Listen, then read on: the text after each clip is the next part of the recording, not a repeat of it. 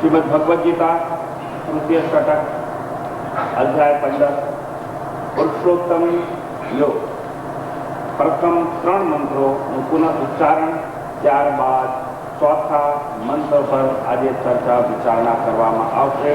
મંત્ર 1 શ્રી ભગવાન શ્રી ભગવાન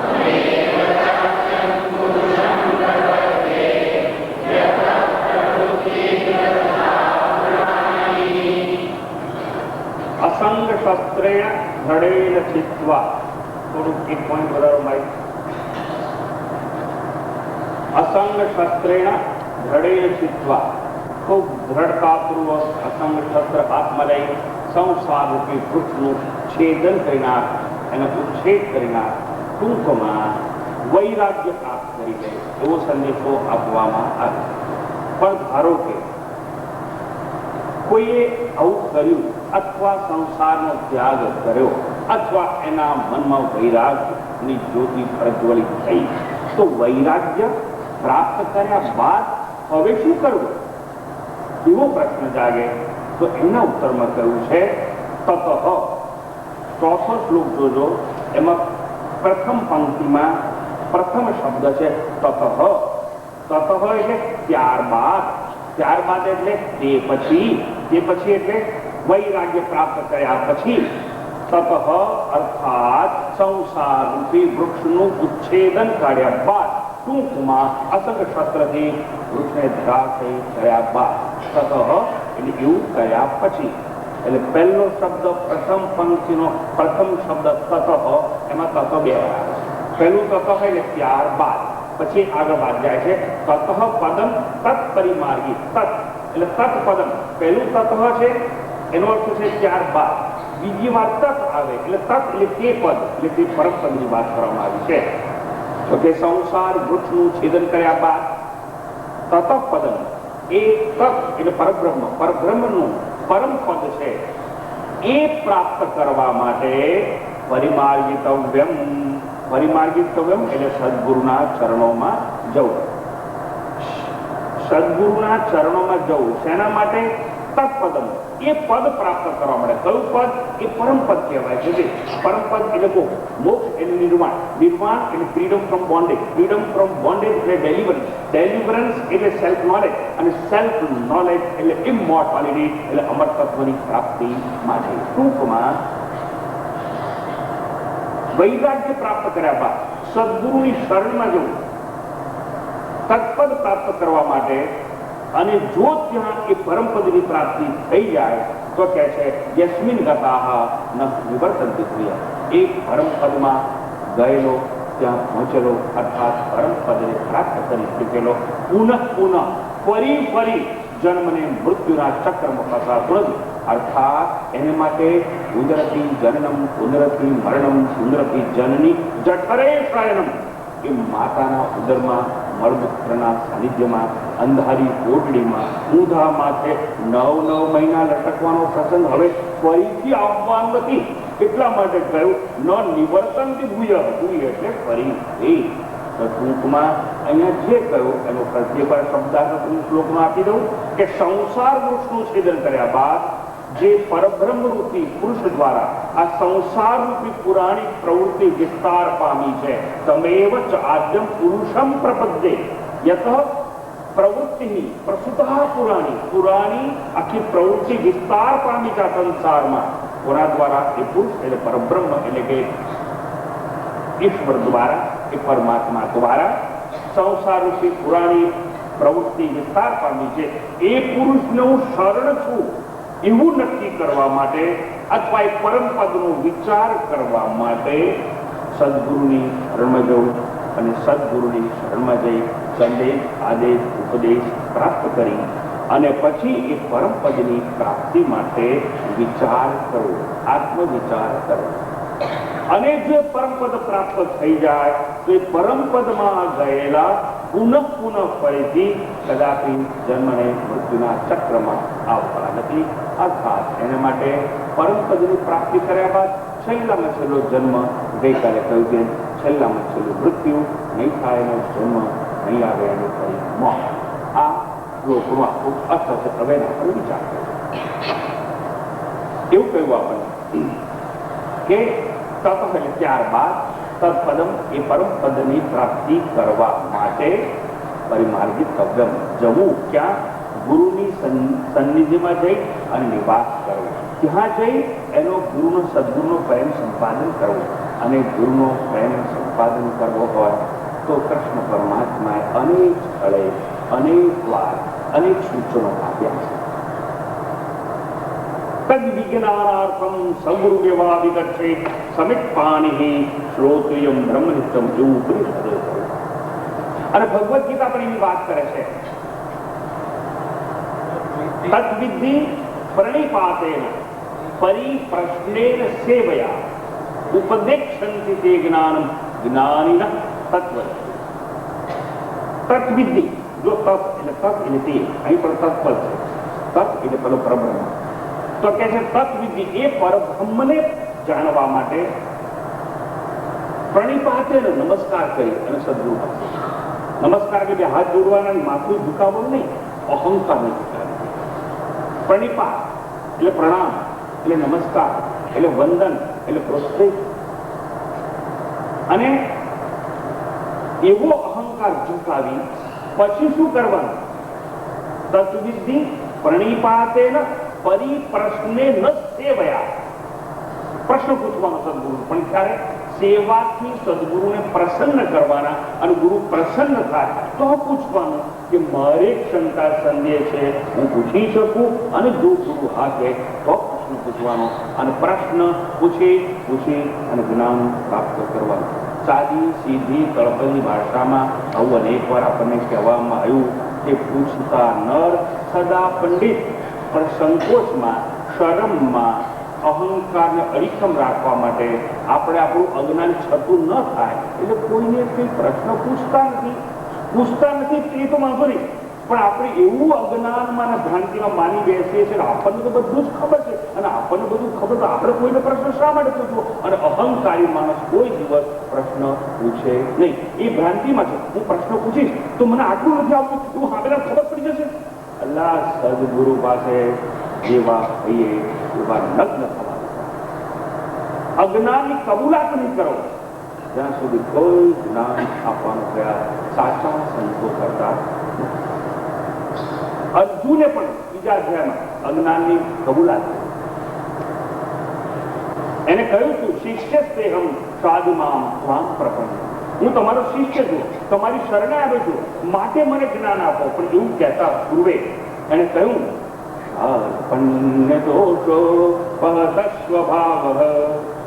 એ હું તો કાર્પણ્યના દોષ દ્વારા દૂષિત થયેલો અજ્ઞાની છું.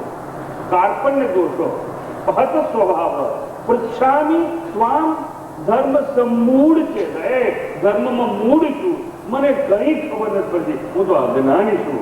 બધા અજ્ઞાનની કબૂલાત કરી અને ત્યારે ભગવાને બીજા અધ્યાયના 11મા શ્લોકથી અર્જુનને ઉપદેશ આપવાનો શુભારંભ કર્યો. પહેલા નહીં, જ્યાં સુધી અર્જુનના મનમાં પેલો અહંકાર હતો, I am commander in chief of the army of Pandava, પાંડવોની સેનાનો સેનાધિપતિ છું, એવા અહંકારમાં તો એવા અહંકારીને જ્ઞાન ન અપાય.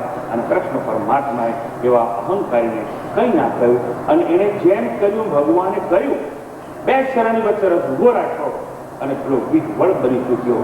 અને ભગવાને એના બે હાલ જોયા અને જે ક્ષણે એને કબૂલાત કરી એ ક્ષણે ભગવાને એને જ્ઞાન આપવાનો શુભારંભ કર્યો. અહીં પણ એમ કહ્યું છે કે જો વૈરાગ્ય આવી ગયો હોય તો કામ પતતું નથી. એવા તો હિન્દુસ્તાનમાં કેટલાય પડ્યા છે. मैं अन्न नहीं खाता हूँ, मैं और कोई पानी नहीं पीता हूँ, मैं तो खाली फल खाता हूँ, मैं तो वस्त्र नहीं पहनता हूँ, मैं तो लंगोटी मात्र रहता हूँ. एक जन के मैं लंगोटी भी नहीं पहनता हूँ. तो वाह, वैरागी लोग एकला वैरागी भी कहीं ना થાય. ભગવાને ચોખવટ કરી છે અભ્યાસેન તું કૌંતેય વૈરાગ્યેન જરૂર નથી. એટલે વૈરાગ્ય અને અભ્યાસ બંને છે. કેટલાક લોકો પરમ વૈરાગી હોય પણ ધ્યાનનો, આત્મવિચારનો, મેડિટેશનનો, કન્ટેમ્પલેશનનો, બ્રહ્મના અન્વેષણનો વિચાર કરતા નથી, તો પણ જ્ઞાન પ્રાપ્ત ના થાય. અને કેટલા લોકો સતત અભ્યાસ કરતા હોય. તમારામાં ઘણાની જેમ 40 વર્ષથી સંન્યાસાશ્રમમાં જવું છું, અરે કેટલી કથા સાંભળી ચૂક્યો, એનું નામ અભ્યાસ કહેવાય. પણ વૈરાગ્યનો છાંટો આપણામાં હોતો નથી. ભોગ કરવા છે, રંગ રાગ વિલાસમાં જીવવું છે, રહેવું છે, સંસાર પણ જોઈએ અને પરબ્રહ્મ પણ જોઈએ, બે સાથે શક્ય નથી. એટલે કબીરની વાત યાદ રાખવાની, ચીટી ચાવલ ले चली और बीच में मिल गई दाल. कहत कबीर दो ना मिले, एक ले दूजी था. કીડીના મોંમાં ચોખાનો દાણો હતો, નીચે દાળ જોઈ, દાળ કલરફુલ હોય, મસૂરની દાળ રતાશ પડતી હોય, ચણાની દાળ પીળા રંગની હોય, ચણાની પોતરા હોય લીલા રંગની હોય. એટલે દાળમાં કલર છે. દાળમાં કલર છે એટલે શું? આ સંસાર તમારો રંગરાગથી ભરેલો. ચોખ્ખો એ બ્રહ્મનું પ્રતીક છે. મોંમાં ચોખ્ખો હોય અને દાળ પણ જોઈએ, પણ દાળ જોઈતી હોય, ચોખ્ખો છોડી દેવો પડે કીડીને અને દાળ પકડવી પડે. એટલે એકનો ત્યાગ કરવો પડે. ટૂંકમાં મારે એટલું સમજાવવું છે કે જો વૈરાગ્ય પ્રાપ્ત થયો હોય, સંસાર વૃત્તિનું છેદન થઈ ગયું હોય, તો હવે શું કરવાનું? તો શિષ્યત્વનો ભાવ રાખવાનો, શિષ્ય બનવાનો. બધા લોકો કહે છે આઈ મીન હન્ટ ઓફ ગુરુ. એ ગુરુ શોધ કરવાની વસ્તુ. પણ સામેથી ગુરુ મળે કેવી રીતે? ગુરુ મેળવવાની વસ્તુ. ગુરુ કોઈ ના મળે. તમે તો પ્રયત્ન શા માટે કરીએ? પ્રયત્ન પુરુષાર્થ કરવાનો હોય, શિષ્ય બને. જે ક્ષણે તમે શિષ્ય બન્યા ને એ સમય જ કોઈ તમારો ગુરુ છે. આ કેવી વાત છે? એક માણસ કહે છે કે મારે બાપ બનવું. કઈ બાપ બનવું છે? બાપ બનવું હોય તો પુત્રની પ્રાપ્તિ. પુત્રનો જન્મ થાય એ ક્ષણે તમે બાપ બનો. પહેલા બની ના શકે. પુત્રનો જન્મ થયો છે. આપણે ત્યાં એવા સમાચાર આપે છે કે અભિનંદન, તમારા ઘર પુત્ર વિદેશોમાં એવી નથી. વિદેશોમાં સમાચાર બીજે જ આપવામાં, congratulation my dear sir, you have become father. એ તું બાપ થયો. સાચી વાત. બાપ પહેલા ના થઈ છે. લગ્ન થાય ત્યારે પતિ બાપ તો પુત્ર જન્મ થતાની સાથે જેમ કોઈ બાપ થાય એવી રીતે શિષ્યત્વનો ભાવ પેદા થતાની સાથે તમને ગુરુ પ્રાપ્ત થતા હોય છે. શિષ્ય ન બનો ત્યાં સુધી ગુરુ પ્રાપ્ત થાય નહીં. બધાની ભાંગર છે અમારે ગુરુ ભોગવા છે, અમારે ગુરુ ભોગવા છે. બધાની મોકાણ કેવી છે કે હું આને માનું છું ગુરુ તરીકે, એટલે ગુરુ મેં માનું છું, પણ ગુરુ કેમ કરું ના એ નહીં છે. ગુરુ કે નહીં કરવાનું, ગુરુ ને માનવાના, ગુરુનું નહીં માનવાનું. અને ગુરુનું માની એ શિષ્ય કહેવાય. એવા તો કેટલા આવે કે અમે ગુરુ માની, અમે ગુરુ માની. એટલે પણ તમે એને માનવું એથી દાડો ના પડે. એ તમે શિષ્ય તરીકે સ્વીકારે ત્યારે, અને શિષ્ય તરીકે ક્યારે સ્વીકારે? અહંકાર ઝૂકી ગયો હોય ત્યારે, હૃદયમાં ભક્તિ ભાવ ભરેલો હોય ત્યારે, શિષ્યત્વની ભાવના હોય ત્યારે, શિષ્ય અને ગુરુ વચ્ચે બ્રિજ ઓફ ઇન્ટિમસી, તાદાત્મ્યનો સેતુ બંધાયો હોય ત્યારે, તમારી બે વચ્ચે સંવાદ શક્ય હોય એવી એક ભૂમિકા તમે તૈયાર કરી હોય, અને તમે પ્રશ્ન પૂછવાની તૈયારી વાળા હોય, અને પ્રશ્ન પૂછવા માટે ગુરુની સેવા કરી હોય, સેવા કરીને પ્રશ્ન પૂછવાનો અધિકાર પ્રાપ્ત કર્યો હોય, આવું બધું જો તમે કરી શકો તો. અને અહીં એ જ વાત કરવામાં આવી છે કે તત પદમ તત્તરી મારી તવ્યમ યસ્મિન ગતા ન નિવર્તન. ટૂંકમાં સદગુરુનો પ્રેમ સંપાદન કરવા માટે શિષ્યત્વનો સહારો લેવો જોઈએ, હૃદયમાં ભક્તિ ભાવ હોવો જોઈએ, અહંકાર ઝૂકેલો હોવો જોઈએ ગુરુ અને શિષ્ય વચ્ચે. નહીતર ગુરુ શિખર ઉપર હોય અને પેલો સી લેવલ પર હોય, દરિયા કિનારે હોય, તો communication can not take place. અને કેટલી વાર ગુરુ સદગુરુ એવા હોય કે શિષ્યની સેવા ભક્તિથી પ્રભાવિત થઈ અને પોતે શિખર પરથી નીચે આવે અને પેલાના લેવલ ઉપર આવી અને સંવાદ કરવાનો પ્રયત્ન કરે. કેટલીક વાર સદગુરુ છે પોતે જ્યાં હોય ત્યાં ઉભા રહે અને પેલાને ધીરે ધીરે લિફ્ટ કરવાનો પ્રયત્ન કરે અને બંને એક લેવલ પર આવે ત્યારે કોમ્યુનિકેશન કેન ટેક પ્લેસ, અથવા સંદેશા વ્યવહાર સંવાદ શક્ય બનતો હોય. પણ અહીંયા કહ્યું છે કે આવું બધું થાય માટે સદગુરુના સાનિધ્યમાં જવું જોઈએ અને પેલા પરબ્રહ્મનું અન્વેષણ કરવું જોઈએ. એટલે પરબ્રહ્મ વિશે વિચાર કરવો જોઈએ. કયા પરબ્રહ્મ વિશે? જેના માટે કહેવામાં આવ્યું હતું ઊર્ધ્વ મૂળ અદશાક, ઊર્ધ્વ મૂળ સંસાર રૂપી વૃક્ષનું મૂળ જે છે એ પરબ્રહ્મ છે, અને એનો વિચાર કરવો જોઈએ. સામે જે સદગુરુ થાય તો અમે જે પણ અમે જાત જાતની બીજા વિચાર કરીએ છીએ. અમે સદગુરુને એવું પૂછીએ કે પૈસા કેમ મળે, સદગુરુને એવું પૂછે કે અમારો ફોયદો છે બધી મૂંઝવણ કેમ થાય, અમે સદગુરુને એવું પૂછે કે અમને સંતાન પ્રાપ્તિ કેમ થાય, સદગુરુને એવું પૂછે કે અમારી નોકરી ક્યારે મળશે, સદગુરુને એવું પૂછે કે મારા છોકરા પાસ ક્યારે થશે. એટલે એવું બધું પૂછવા માટે સદગુરુ પાસે જવાનું. એક જ વસ્તુ માટે સદગુરુ પાસે જવાનું, સંસાર રૂપી વૃક્ષનું મૂળ, ઊર્ધ્વ મૂળ. એ મૂળ શું છે? અને જો પરબ્રહ્મ હોય તો એ પરબ્રહ્મનો સાક્ષાત્કાર કેવી રીતે કરવો એવો વિચાર કરવા માટે જવાનું. અને પરબ્રહ્મનો સાક્ષાત્કારનો વિચાર એટલે પરમપદનો વિચાર, અને પરમપદનો વિચાર એટલે જ બ્રહ્મનો વિચાર. એટલે બ્રહ્મનું અન્વેષણ કરવા માટે ત્યાં જવાનું. અને જો એવું અન્વેષણ કરતા કરતા પરમપદની પ્રાપ્તિ થઈ જાય તો કહ્યું છે યસ્મિન ગતા ન નિવર્તન્તે ભૂય. એટલે તે બ્રહ્મરૂપી પરમપદમાં ગયેલા પાછા પડતા નથી. કારણ કે સંસાર વૃક્ષનું છેદન કર્યા બાદ વૈરાગ્યવાન થઈ અને સંસારના મૂળનો એટલે બ્રહ્મના અનુસંધાન કે બ્રહ્મની ખોજ કરવા માટે ગુરુના શરણે જેવું આવશ્યક નહીં બલકે અનિવાર્ય છે. શા માટે એવું કહ્યું ત્યાં ગયેલો પાછો પડતો નથી? કારણ કે સદગુરુના શરણે જાઓ અને એ સમજાવે તેમ આત્મવિચાર કરો તો બ્રહ્મ વિચારથી પોતે બ્રહ્મ સ્વરૂપ થઈ જાય. અને જે બ્રહ્મ વિચાર દ્વારા બ્રહ્મ સ્વરૂપ થઈ જાય કેવી રીતે એવું સમજાય નહીં. ઉલ્લેખ માત્ર કરી કે કીટ ભ્રમર ન્યાય દ્વારા જેમ પેલી ઈયળ ભમરીનો વિચાર કરીને ભમરી થઈ જાય, અને જેમ રંગ અવધૂત સુંદર સમજાયું તમે સાંભળ્યું છે કે કિશોરો વયની બાળા નીકળીને માત થવા ચલસાય, અને ઢીંગલા ઢીંગલી કોડી રમતા અંતે માતા થાય. એમ ઢીંગલા ઢીંગલી રમતા રમતા એ છોકરી માં બની જાય છે અને ઈયળ ભૂંડી બની જાય છે. એમ બ્રહ્મનો વિચાર કરતા કરતા હું શરીર નહીં, હું મન નહીં, ઇન્દ્રિયો નહીં, કર્મેન્દ્ર નહીં, એટલે શું શરીરથી જુદો છું, શરીરથી ન્યારો છું, પણ શરીરની અંદર ચેતન તત્વ રહેલું છે બ્રહ્મ તત્વ, એ હું છું. અને બ્રહ્મ એટલે હું કેવો છું? હું એક છું, અખંડ છું, સર્વવ્યાપ્ત છું, અજર છું, અમર છું. આવો વિચાર કરતા કરતા બ્રહ્મ વિચાર કરતા કરતા પોતે બ્રહ્મ થઈ જાય. અને બ્રહ્મ થયા બાદ તો પુનર્જન્મનો પ્રશ્ન પેદા થતો નથી. માટે કહેવામાં આવ્યું યસ્મિન ગતઃ એ બ્રહ્મમાં ગયેલો, એ પરમપદમાં ગયેલો, જન્મને મૃત્યુના ચક્રમાં કદાપી પાછો ફરતો નથી. તો આ ચતુર્થ શ્લોકની વાત, અને એમાં એક પ્રશ્ન ઉભો કરવામાં આવ્યો કે યસ્મિન ગતઃ ન નિવર્તન્તિ ભૂય, એટલે એ પરમપદમાં ગયેલો પાછો સંસારમાં આવતો નથી. પણ સ્વામીજી, એ પરમપદમાં જવા માટે આપણે કેવા અધિકારી બનવું જોઈએ, અને એ અધિકારી બનવામાં શું શું પ્રાપ્ત કરવું પડે, તો એની વાત પછીના 5મા શ્લોકમાં કરવામાં આવી છે કે જો યસ્મિન ગતઃ ન નિવર્તન્તિ ભૂય, એટલે પરમપદમાં ગયેલો પાછો આવતો નથી, અને પરમપદમાં જવું હોય તો કેવો અધિકાર પ્રાપ્ત કરવો છે, તો આપણે નિર્માણ મોહા બનવું જોઈએ, જીત સંગ દોષા બનવું જોઈએ, વિનિવૃત્ત કામા બનવું જોઈએ, અધ્યાત્મ નિત્યા બનવું જોઈએ, અમુઢા એટલે જ્ઞાની બનવું જોઈએ. એ કેવી રીતે બનાય એની સમજણ આપવા માટે કૃષ્ણ પરમાત્માની વાણીને હૃદયમાં ઉતારીએ અને ત્યારબાદ શબ્દોનું દોહન કરી અને અર્થો, સાર્થક અર્થોનો આત્મસાક્ષાત્કાર કરવા પ્રયાસ કરવામાં આવશે. મંત્ર નિર્માણ મોહાજિત સંગ દોષાઃ અધ્યાત્મ નિત્યા વિનિવૃત્ત કામાઃ.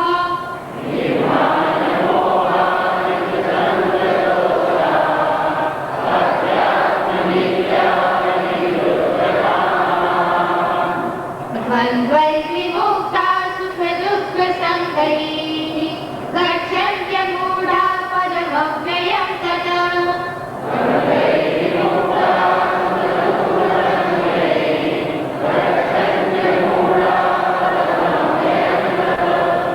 નિર્વાણ મોહા એટલે માન એટલે ગર્વ, અને મોહ એટલે અજ્ઞાન, એટલે ગર્વ અને અજ્ઞાનથી રહિત થઈ જે સંગ દોષાહા એટલે સંઘની વાત તો હું ગઈકાલે સુંદર રીતે સમજાવી જતો કે આપણને સંઘ થઈ ગયો છે. શેમાં? શબ્દ, સ્પર્શ, રૂપ, રસ અને ગંધ. હવે એની વાત પુનરુચ્ચાર નહીં કરવાની, પણ જેવી રીતે માછલી સ્વાદમાં સંઘ, હાથી સ્પર્શમાં સંઘ, પતંગિયું રૂપમાં સંઘ, એમ આપણને ઇન્દ્રિયોના 5 વિષયમાં સંઘ થઈ ગયેલો છે.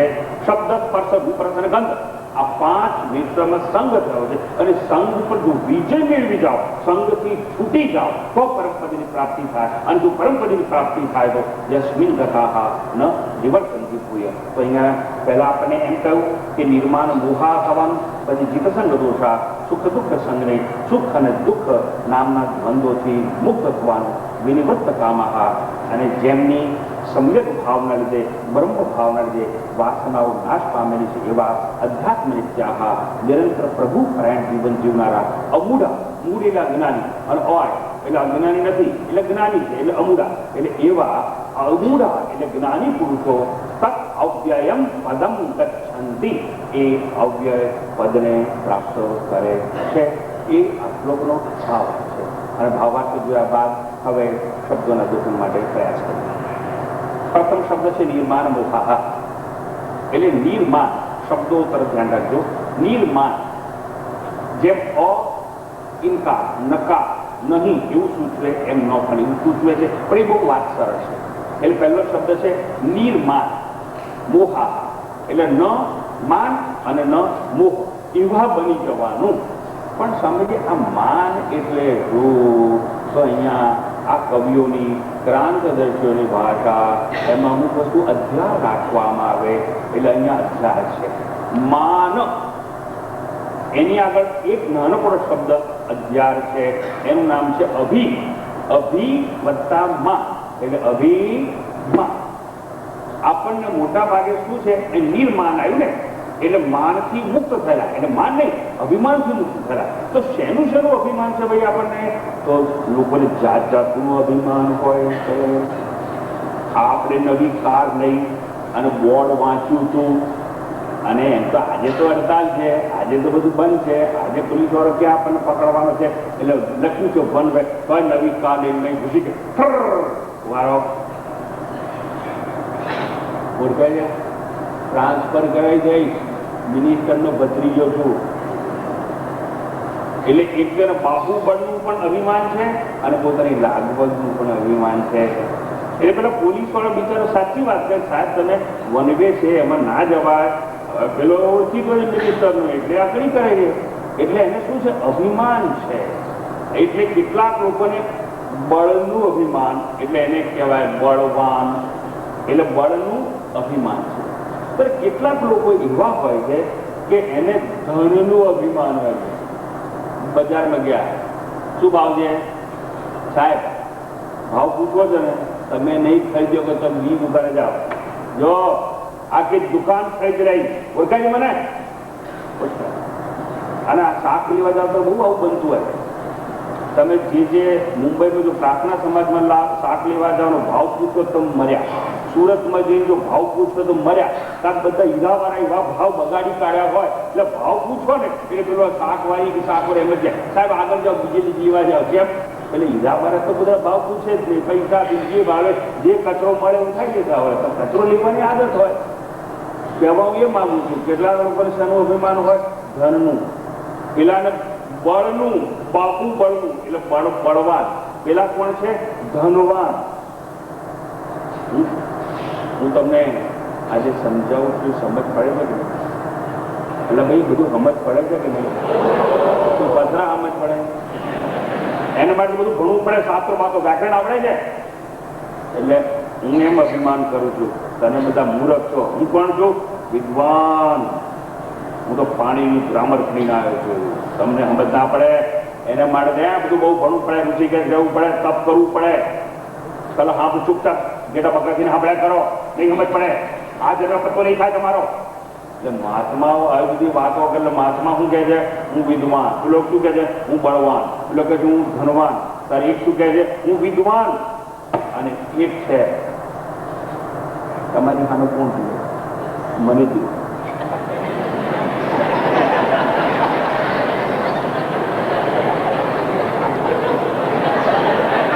એટલે હું કહેવા છું હું રૂપવાન. તો માફ કરજો, અમારા દાઢીવાળા કરતા આપણી વાત બેન લાગુ પડે. અને એ એક વસ્તુ યાદ રાખવાની, જેને પોતાને ભ્રાંતિ ને ભ્રમણા હોય ને કે હું કદરૂપ વગર કદરૂપી છું, એને જ બહુ મેકઅપ કરવો પડે. બાકી મેકઅપ કરવાનું આપણે જન્મ્યા ત્યારે ભગવાને જરૂર હોત ને તો ભગવાને આપણને કાણા કરી જન્મ આલે હોય. નાકમાં કાણા કર્યા હોત, કાનમાં કાણા કર્યા હોત, પણ ભગવાને એવું નથી કર્યું.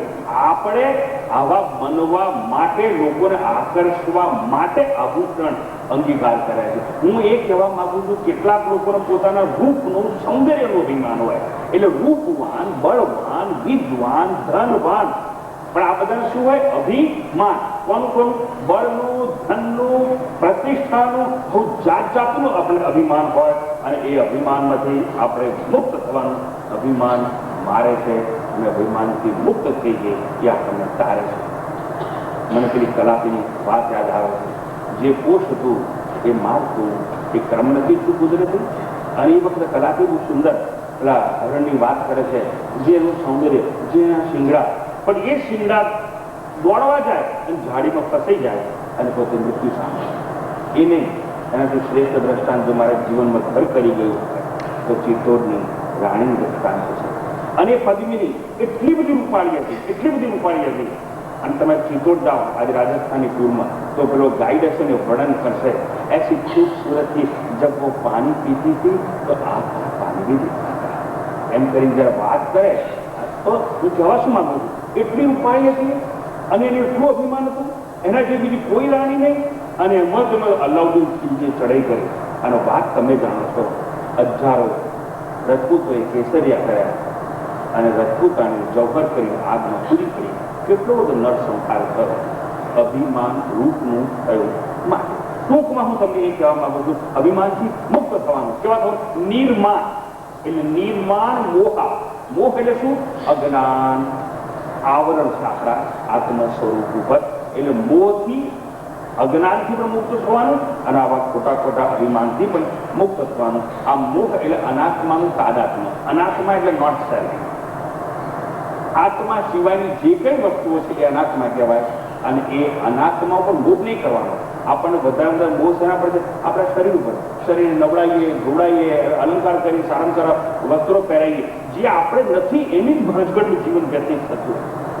અને we are dress conscious, we are figure conscious. જો તમે જેવા જેવા કોઈ ઘંટડી મારે, કોણ એ જસ્ટ વેઇટ તરફ ભેગો આમ ગંજી ખરાક. આપણા બાપનું ઘર હોય ને આપણે ગંજી ખરાક કરીને બે પાછું ગંજી ખરાક કરીશું મુશ્કેલ છે. ભાઈ હું જૂના જમાને માણસ, અમે લોકો ગંજી પ્રાપ્ત કરીએ, ગંજી પ્રાગ એવું કહીએ, એટલે શું બનિયન કરીએ, એટલે આપણા ઘરમાં આપણે બનિયનની ચડ્ડી કરીને બેઠા, એમાં આપણા ઘરમાં પેલો મહેમાન આવે એમાં આપણું શું બગડ્યું, પણ વી આર લેસ કોન્શિયસ. અને પેલાને પ્રભાવિત કરવા માટે પાછા રોજ જઈએ, પેલો ગંદરી માણસ ખોલીએ નહીં, એને જસ્ટ વેટ કરીને મારું ઉભાર રાખીએ, મોડું મોડું ધોઈ આવીએ, સરસ થઈ અને નવા કપડાં પહેરી અને પાછા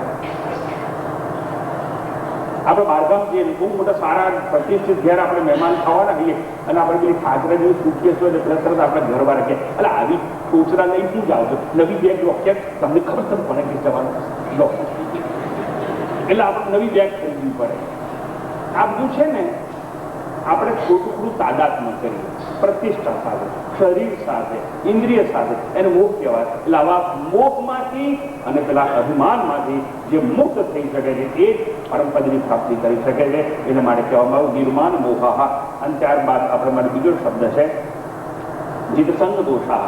એવું સમજાવી દો કે શબ્દ સ્પર્શ, રૂપ, રસ અને ગંધ એ ઇન્દ્રિયોના વિષયો છે, એમાં સંગ પણ આપણને થવો લાગે, એના પર જીત મેળવવી પડે તો થોડું પરંપરા છે એ આપણને પ્રાપ્ત થઈ શકે. ત્યાર પછી આપણે ત્રીજો શબ્દ છે અધ્યાત્મ નિત્યાહ. અધ્યાત્મ નિત્યા નિત્ય નિરંતર જ્યારે જ્યારે આપણને સમય મળે ત્યારે ખાલી ખાલી બેસી પૂછડી નહીં કરવાની, ગપ્પા નહીં મારવાના, સમય વ્યય નહીં કરવાનો, બને ત્યાં સુધી વેદાંતના વાક્યોમાં રમણ કરવાનો પ્રયાસ કે પ્રયત્ન કરવો. એટલે સારા સારા શબ્દો, સારા સારા વિધાનો, સારા સારા વાક્યો, સારા સારા ગ્રંથોમાંથી શોધી અને એના પર વિચાર કરતા રહેવું જોઈએ. અને એક વસ્તુ કહી દઉં, જો તમારે કોઈ મિત્ર ના હોય અને જો મૈત્રી જ કરવી હોય, સારામાં સારી મૈત્રી કરવી હોય તો સદગ્રંથની મૈત્રી કરજો. એ તમે જીવનની પેલી વાત છે. માણસ દગો દે છે, સદગ્રંથ છે ને દગો નહીં દેશે. અને જ્યારે જ્યારે તમે મળતો સારું પુસ્તક લઈ અને એની સાથે દોસ્તી કરજો, એ તમને સુધારશે.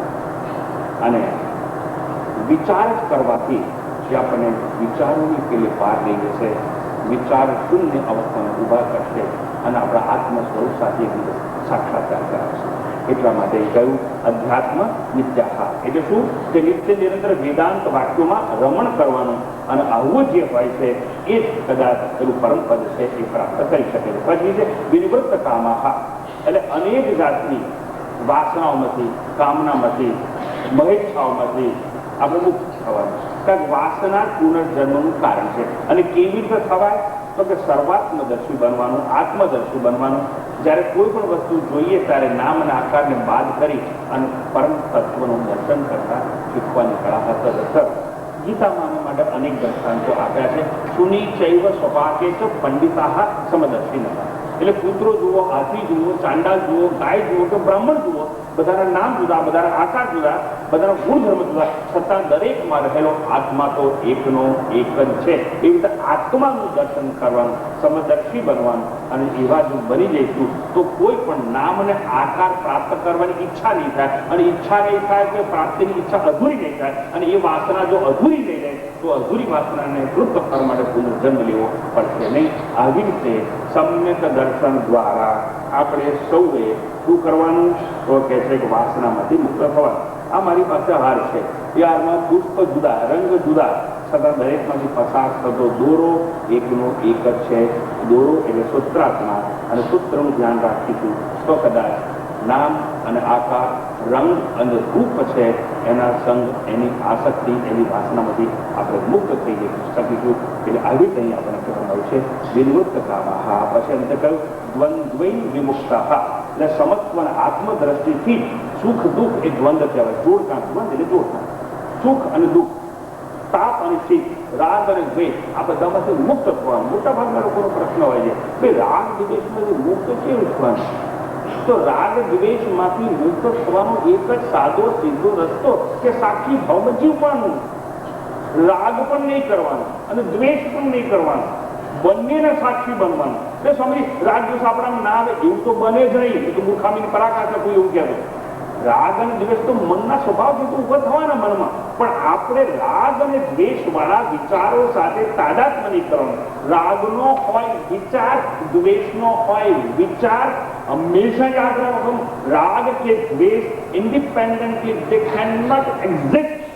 રાગ અને દ્વેષ સ્વતંત્ર રીતે અસ્તિત્વમાં ના હોય, પણ રાગનો વિચાર હોય, દ્વેષનો વિચાર હોય, અને આ વિચાર છે એની સાથે તાદાત્મ્ય નહીં કરવાનું, અને તાદાત્મ્ય નહીં કરીએ તો દ્વંદ્વોમાંથી આપણે મુક્ત થઈ શકીશું. અને આવો જે કોઈ હોય નિર્માણ મોહા સંગતોષા આધ્યાત્મિકતા અને વિવૃતતામાં વાળો હોય એને અમૂઢા કહેવાય. અમૂઢા એટલે જ્ઞાની કહેવાય. અને એવા જ્ઞાની હોય એ જ ગચ્છન્તિ અમૂઢા પદમ અવ્યયમ તત્. આવા બધા જ્ઞાની લોકો પેલા પરમપદને પ્રાપ્ત કરી શકે છે. કયા પરમપદને? જેને મને ચતુર્થ શ્લોકમાં વાત કરવામાં આવી કે યસ્મિન ગતાહા ન નિવર્તન્તિ ભૂય, ત્યાં ગયેલો ફરીથી જન્મને મૃત્યુના ચક્રમાં પાછો આવતો નથી.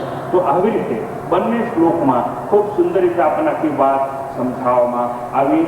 પરમ પદ માટેની એનો અધિકારી કોણ હોય અને અધિકાર પ્રાપ્ત કરવા માટે શું પ્રાપ્ત કરવું છે? અધ્યાત્મિકતા વિનિવૃત્તકામા અમૂઢા વિદસંગ દોષા નિર્માણ મોહા, આવો બધો અધિકાર આપણને પ્રાપ્ત થાય તો જ પરમ પદ આપણને પ્રાપ્ત થાય છે. પણ સ્વામીજી આ પરમ પદ પ્રાપ્ત થાય એટલે પરમ પદ એટલે શું અને આ પરમ પદ છે ક્યાં? એ પ્રશ્નનો ઉત્તર જોયો તો પુનઃ કૃષ્ણ પરમાત્માની વાણી પર આપણે વિચાર કરવો જોઈએ. એ વાણી પર વિચાર કરવા માટે મંત્ર ન તદ્ભાસયતે સૂર્યઃ ન શશાંકો ન પાવકઃ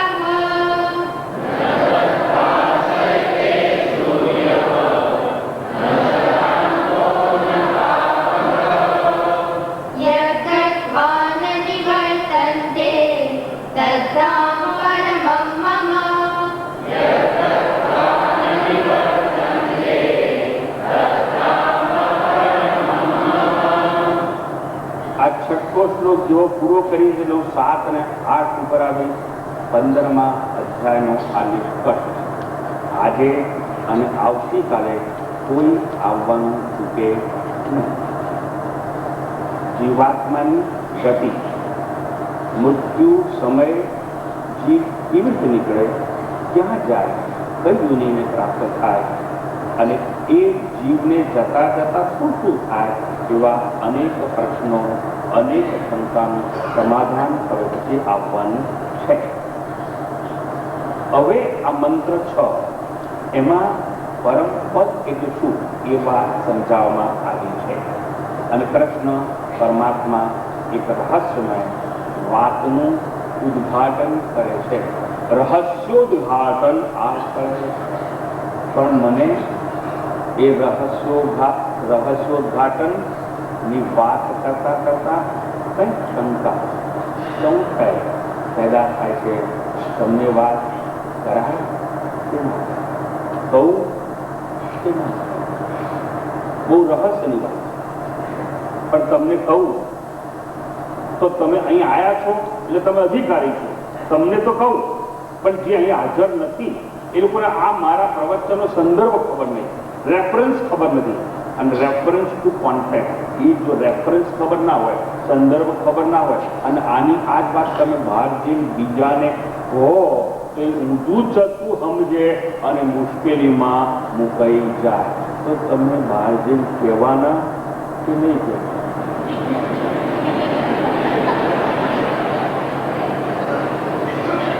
જો ભાઈ મારા કિસ્સા ખાલી, મને ખબર છે કે અમદાવાદી એવું જ કે અમે તમે ના કહો તો નહીં કહીએ, પણ બદલામાં આવશો હું અહીં આવીએ બોલે. તો એ રહસ્યોદ્ઘાટન એટલે શું? એકદમ એકાગ્રતાથી ધ્યાનથી please land me your years. Krishna પરમાત્મા જેની પાસે નાનો કાગળ કે પેન હોય એ ધ્યાન રાખે. હું જેવું બોલું એટલે ઝપાટા બંધ લખી લે અને કાગળ ખિસ્સામાં મૂકી દે. કોઈને અવાજ કરવાને કહ્યું નહીં. અને જે બહુ ચાલાક હોય, બહુ હોશિયાર હોય, બહુ બુદ્ધિવાળા હોય એ લોકોએ લખવાની જરૂર નહીં. હું જે બોલું એટલું યાદ રાખીએ. હવે કોઈ નહીં લખે, મને ખબર છે બુદ્ધિશાળી. તો ભગવાન કૃષ્ણ પોતાનું સરનામું આપે છે. અને હું તમને કહી દઉં કે ભગવાનનું આ સરનામું એટલા માટે, અને મને રહસ્ય એટલા માટે લાગ્યું, ભગવાન પોતાનું સરનામું આપે અને એ સરનામું હું તમને કહી દઉં અને ભગવાનનું સરનામું તમને જો અહીં આજે ખબર પડી જાય તો કાલે કે ટાઉનનું સરનામું ઓછો વધવાનું તમે પણ મને વાંધો નથી. કોઈ ગમે એવા પ્રયત્ન કરે, મારી દુકાન બંધ થવાની નથી. કેમ? આ પરમાત્માની જે માટે.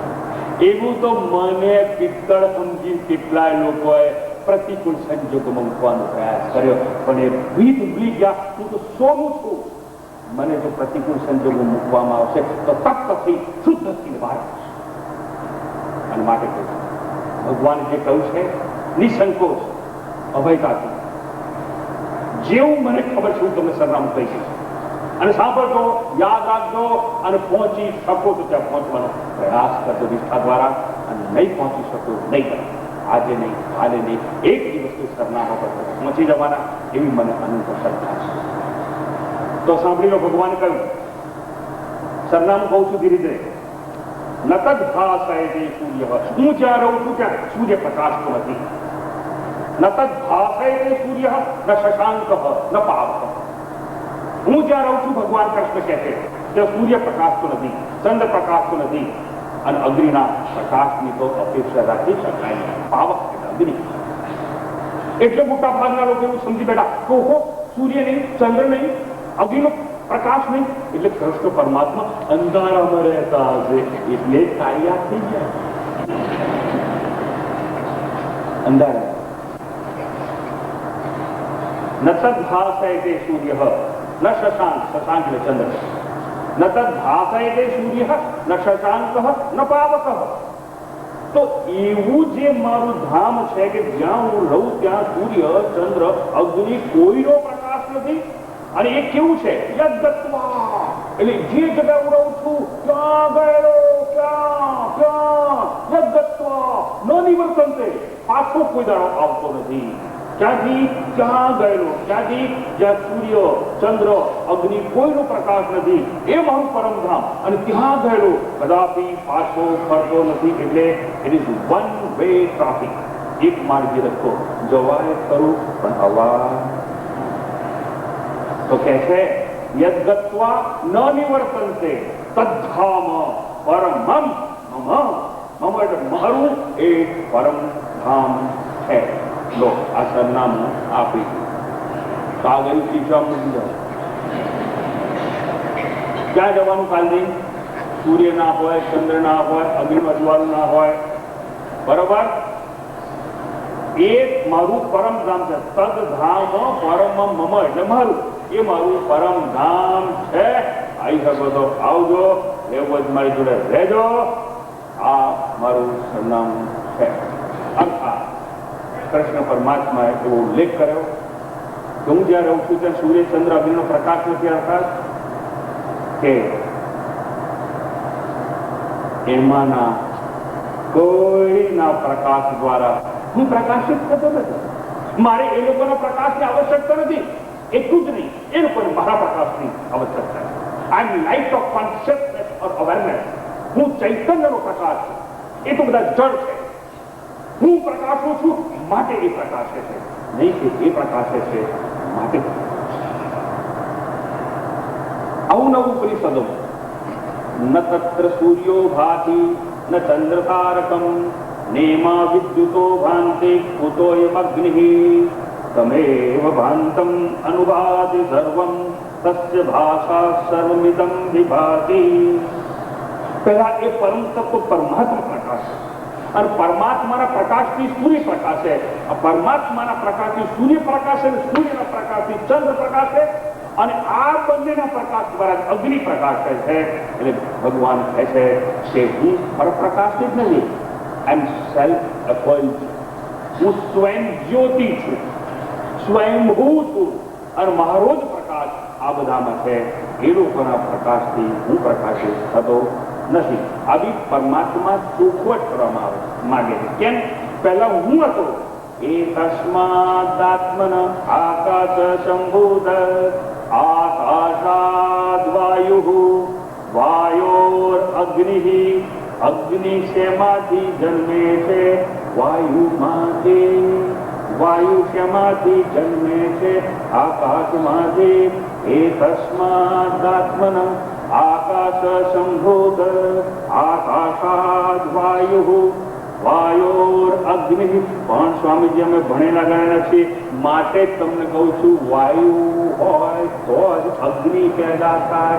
સ્કૂલમાં ભણતા હતા પેલો દીપક સળગાવે પછી ઉપર બંધ કરી દેવામાં આવે જો તો પછી શિક્ષક આપણને શીખવાડે છે ઓક્સિજન ખલાસ થઈ જાય તો દીવો ઓલવાઈ જાય. ઓહો, એટલે ઓક્સિજન એટલે વાયુ.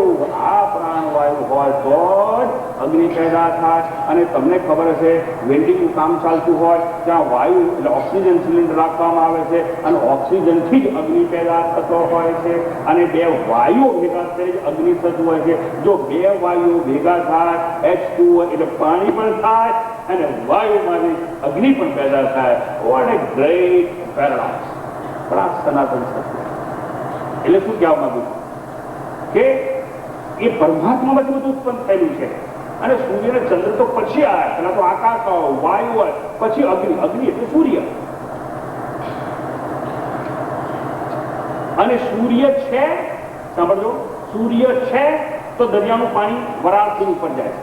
વરાળથી ઉપર જાય છે માટે વરસાદ આવે છે, નદીઓ વહેતી થાય છે, નદીઓ ઉપર ડેમ બને છે અને એ ડેમનું પાણી રોકી અને એ પાણી પેલા ઉપર નાખવામાં આવે જનરેટર. જનરેટર ફરે એટલે પાણીથી પાછી વીજળી પેદા થાય અને વીજળી એટલે પ્રકાશ થાય, હાઇડ્રો ઇલેક્ટ્રિસિટી.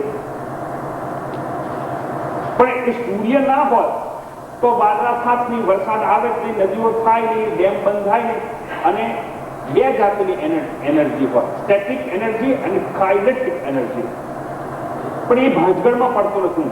હું તમને એટલું જ સમજાવવા માંગુ છું કે કૃષ્ણ પરમાત્મા કહે છે કે હું એ પ્રકાશ છું, સ્વયં પ્રકાશ, કે હું પ્રકાશું છું. માટે આ સૂર્ય ચંદ્ર આદિ બધા પ્રકાશિત થતા હોય છે, બાકી નહીં.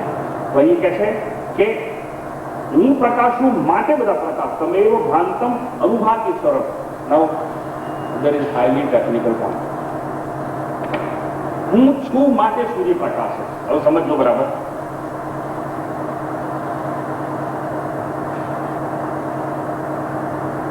અત્યારે હોલની બહાર સૂર્ય કે ચંદ્ર હશે કે નહીં હોય? હોય કે ના હોય? હોલની બહાર સૂર્ય કે ચંદ્ર હશે કે નહીં હોય? અહીં તો આ ઇલેક્ટ્રિસિટી અજવાળું હતું, પણ બહાર રોડ પર કયું અજવાળું હશે? સૂર્યનું કે આ સૂર્ય કે ચંદ્ર છે ખરા, પણ તમને આંખે દેખાય ને? ના. બીજી વાત કરું, તમે જો સુષુપ્તિમાં હોય, તમે જો ઊંઘી ગયા હોય અને ચંદ્ર હોય તો સુષુપ્તિમાં તમને જણાય છે? ના. તો હું એમ કહેવા માંગુ છું ચંદ્ર સૂર્ય છે તો ખરા પણ તમને જણાતા નથી. ઓહો, એટલે તમને ક્યારે જણાય? હું જેવો જાગું અને ચેતન અવસ્થામાં આવું છું, અનુભવ છું there is sun, there is moon. એટલે મારામાં ચેતન છે માટે સૂર્ય છે એમ કહેવાય છે. એટલે સૂર્ય ભાસમાન થાય છે કારણ કે હું પેલા ભાસમાન થઉં છું માટે સૂર્ય છે. મળતું હોય અને ચંદ્ર પ્રકાશ તો સૂર્યપ્રકાશ મળતા ક્યાં ખબર પડે? એટલે પહેલા કોણ? સૂર્ય નહીં, પહેલા હું. અને હું એટલે પરમ જ્યોતિ એટલે આત્મ તત્વ. અને એ આત્મ તત્વ પેલા પ્રકાશે. એટલે ટૂંકમાં ભગવાન એવું કહેવા માંગે છે કે હું તો પરમ પ્રકાશ રૂપી છું, ચૈતન્યનો પ્રકાશ. અને એ ચૈતન્યનો પ્રકાશ, પ્લીઝ લુક એટ મી, એ ચૈતન્યનો પ્રકાશ એટલે મારું પરમધામ. પરમાત્મા અને પરમધામ બે જુદા જુદા નથી. તમે અહીં બેઠા છો પણ તમારું ઘર ક્યાંક બીજે છે. That is applicable to you, my dear sir. It is not at all applicable to God Almighty. તમે અહીં પણ તમારું ઘર બીજે છે, પણ તમે ભ્રાંતિમાં છો કે હું અહીં બેઠો છું. તમારું શરીર બેઠું છે. એટલે તમારું શરીર છે એ જીવાત્મા માટે હાડકા, ચામડા અને માંસનું ઘર છે. સાંભળજો. અને તમારા હાડકા, માંસ અને ચામડાના આ શરીરરૂપી ઘર માટે તમે સિમેન્ટ કોન્ક્રીટનું ઘર બનાવ્યું. સિમેન્ટ કોન્ક્રીટનું પણ જળ છે અને બેઠું છે એ પણ જળ છે. અને બે જળ હોય એની વચ્ચે ડિસ્ટન્સ હોય, બે જળ હોય એની વચ્ચે ભૌતિક અંતર હોય, દેશ અને કાળમાં. Physical distance in time and space. પણ બે ભૌતિક પદાર્થો વચ્ચે હોય. આત્મા વચ્ચે ડિસ્ટન્સ ના હોય.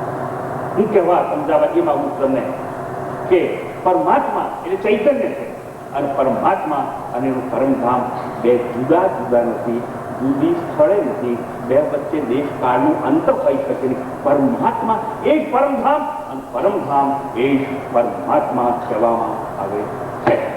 હવે હું તમને એક સવાલ પૂછું. જો આપણા બધામાં ઈશ્વર કહો, સુપાધિક બ્રહ્મ કહો, સબળ બ્રહ્મ કહો, કારણ બ્રહ્મ કહો, ઈશ્વર કહો, જે નામ આપો તમારે આપો, પણ ઈશ્વર તમારા બધામાં છે કે નહીં? હા કે ના? છે કે નહીં? બસ તમે કઈ ના કહો, પણ તમે ઓમ કે તમે જે બોલ્યા ને એટલે મને ખબર પડી ગઈ કે ના કહો તો તમે ઓમ કે હા કે ના બોલી શકો નહીં. પણ કેટલાક લોકો આ બધું છે, કેટલાક લોકો નથી, પણ નથી કહેવા માટે પેલું અંદર છે. ખબર પડે છે? કેવું કે અમારામાં નથી તોય પેલો જોઈએ, અને કેવું કે છે તોય પેલો જોઈએ. એટલે તમારી ભીતર જ છે. અને હું વધારે સમયના અભાવે વાત લાંબી કરતો નથી. એટલું જ કહું, છે તો ક્યાં? છે તો ક્યાં? કૃષ્ણ પરમાત્મા પોતે 18મા અધ્યાયમાં કહે છે, ઈશ્વર સર્વભૂતાનામ હૃદય અર્જુન તિષ્ઠતિ. અર્જુન, ઈશ્વર છે ને પ્રાણી માત્રમાં, ભૂત માત્રમાં, each and every living organism. પણ ક્યાં છે? હૃદય છે, હૃદય રૂપી આકાશમાં એ રહેલો છે.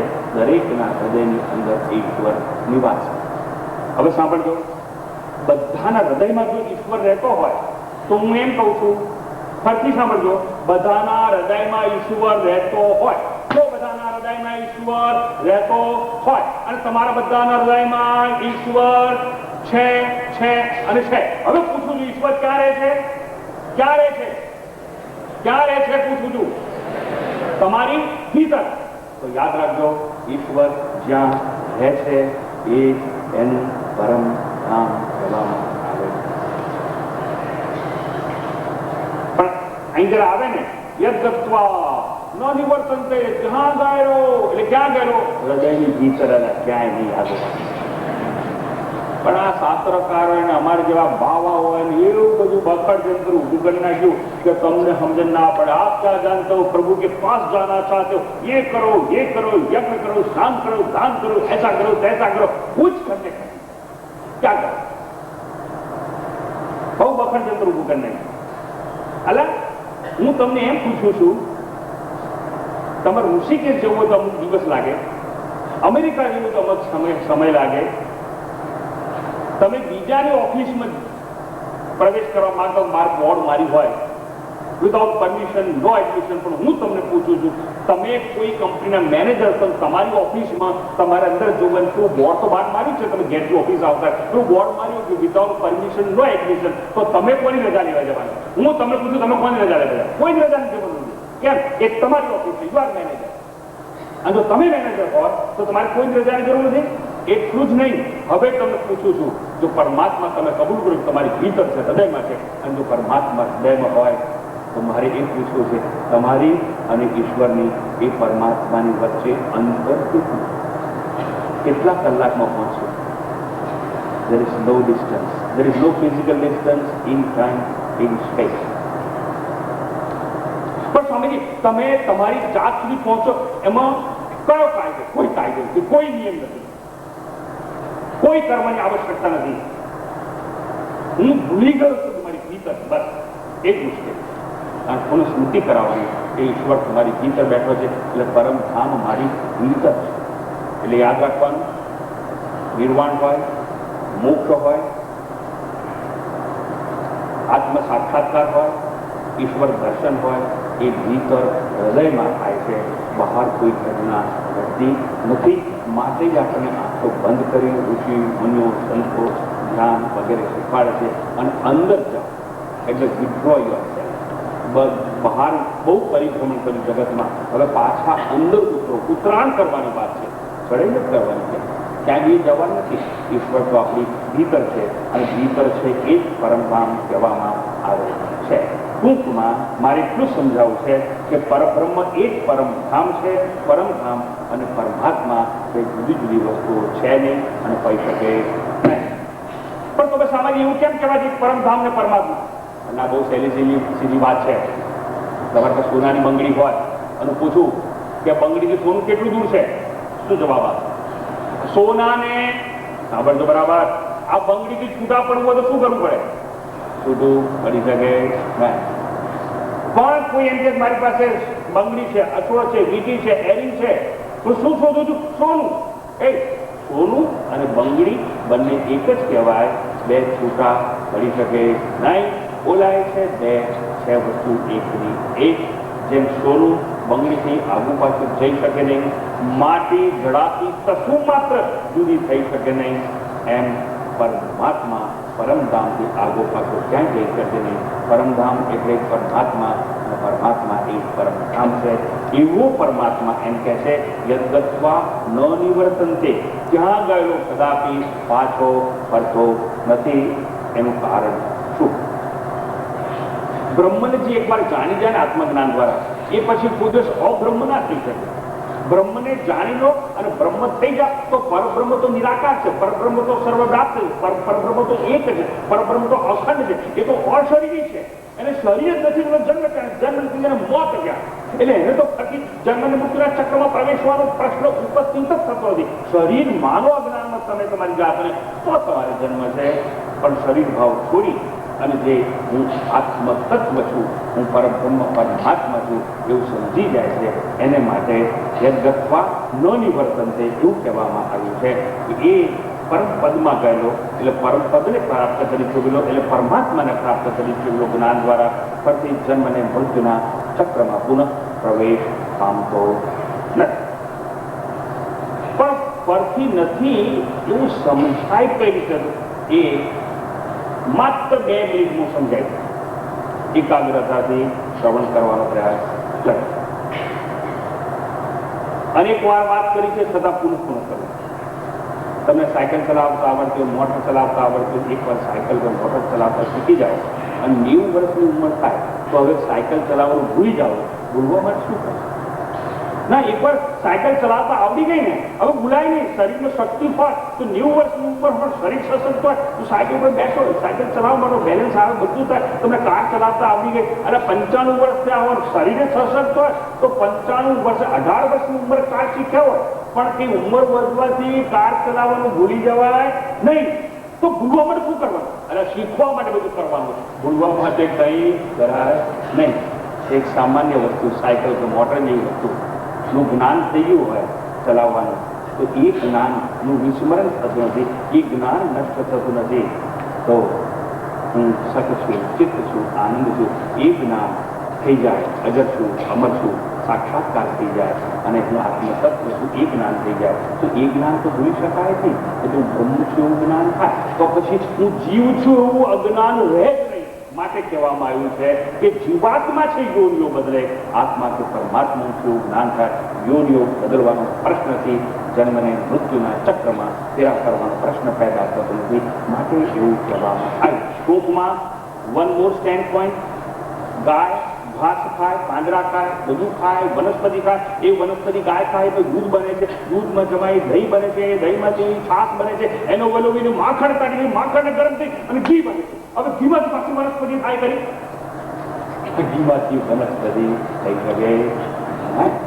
પણ ગંગા, જમના, સરસ્વતી, કાવેરી આ બધી જ નદીઓ દરિયામાં પડે અને દરિયાનું પાણી હાથમાં લઈ અને શોધવાનો પ્રયાસ કરીએ કે ગંગા ક્યાં, કાવેરી ક્યાં, નર્મદા ક્યાં. હવે મળે ખરી?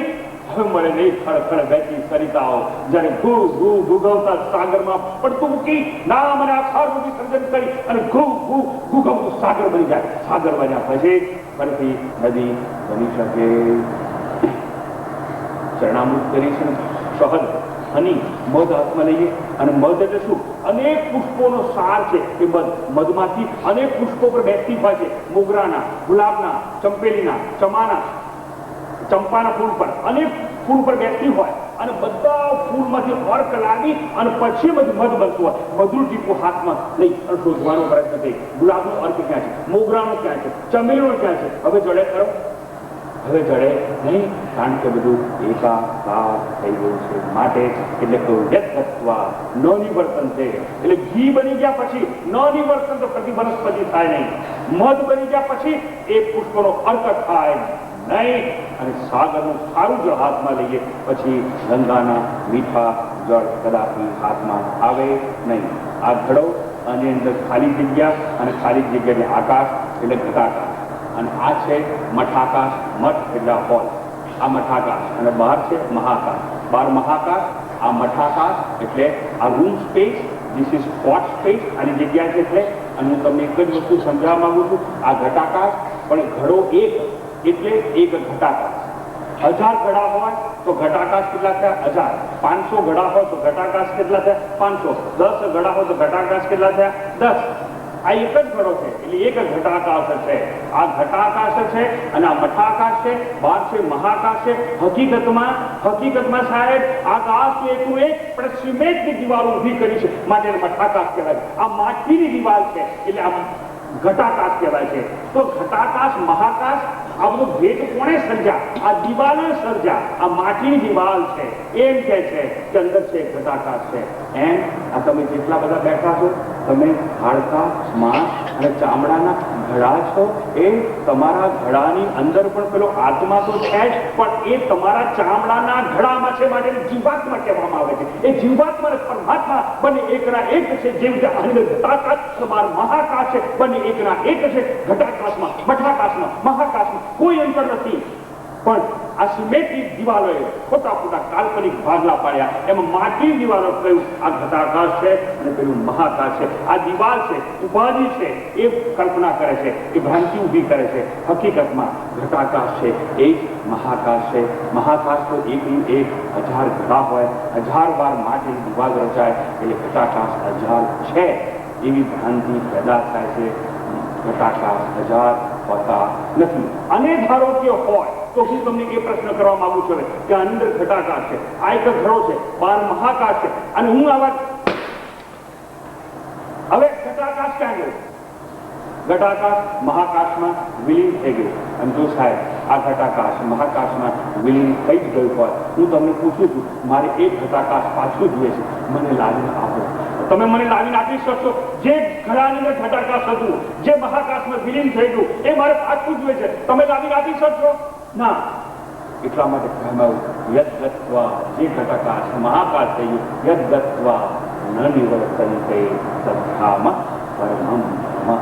એવી રીતે આ ચામડાનો ઘટો જયારે તૂટી જશે, મર્યા બાદ નહીં, જીવતા સદગુરુની કૃપાથી, સદગુરુ એક જ વ્યક્તિ છે જગતમાં કે જીવતા મરવાની કળા શીખવાડે છે. અને જીવતા મરવાની કળા એટલે શું? શરીર સાથેનું તાદાત્મ્ય તોડી નાખો. શરીર से नाता छोड़ो, परमात्मा से अपने आप को जोड़ो. અને જે જીવતા સમજી શકે, શરીર હું નહીં, ઇન્દ્રિય હું નહીં, મન હું નહીં, બુદ્ધિ હું નહીં, બસ સમાપ્ત થઈ ગઈ વાત. જો શરીર નહીં તો મારો જન્મ નહીં, જન્મ નહીં તો મોત નહીં, મોત નહીં તો ભય નહીં, મને અભયતા પ્રાપ્ત થઈ ગઈ. હે હું ઘડો હોઉં તો ઘટાકાશ ફૂટવાનો ડર. હે હું ઘડો જ નથી તો ઘટાકાશ ક્યાં? હું તો એક મહાકાશ છું. એમ હું એક અજર અમર આત્મા છું. પ્રારબ્ધ યોગે આ ઘડાની અંદર પુરાયો છું અને અંદર પુરાયો હોવા છતાં આ ચામડાનું સ્ત્રોત થઈ વધતા છે રીતે બોલ્યા કરું છું. આપ પણ ભ્રાંતિમાં છો અને તમારા ચામડાના ગળામાં તમારી જાતને કેદ કરી અને શ્રોતા તરીકે તમે અભિનય કરો છો. શ્રોતા છો, તમારો અભિનય એ તમે નથી. યાદ રાખજો, મારો સંન્યાસી તરીકેનો અભિનય એ હું નથી, એ મારે યાદ રાખવાનું. આદિ વ્યાધિ ઉપાધિથી મુક્ત થઈ ગઈ, આદિ વ્યાધિ ઉપાધિથી મુક્ત થવું તાદાત્મ્ય તોડી નાખ્યું. આવું તાદાત્મ્ય તોડી નાખે છે એ જીવ કાંઈ શરીરથી મુક્ત થાય છે અને પરબ્રહ્મ સાથે ઐક્ય પ્રાપ્ત કરી અને પરબ્રહ્મ બની જાય છે. એકવાર પરબ્રહ્મ બન્યા બાદ પુનઃ જીવાત્મા એ કદી થતો નથી. અને જીવાત્મા થાય નહીં તો પુનર્જન્મ થાય નહીં, પુનર્જન્મ થાય નહીં તો નવું શરીર પ્રાપ્ત ના થાય, નવું શરીર પ્રાપ્ત ના થાય ફરીવાર જન્મવાનું નહીં, ફરીવાર મરવાનું નહીં. જન્મ અને મૃત્યુ ચક્ર સમાપ્ત થઈ ગયું. માટે કહેવામાં આવે છે યદ્ગત્વા ન નિવર્તન્તે તદ્ધામ પરમમ મમ. એવું કૃષ્ણ પરમાત્મા કહ્યું એ મારું પરમ ધામ છે. કૃષ્ણ પરમાત્માને પ્રાર્થના કરું એ પરમ ધામ સુધી જવા માટે આપ સૌને શક્તિ આપે, ભક્તિ આપે, નિત્ય નિરંતર પ્રેરણા પ્રદાન કર્યા.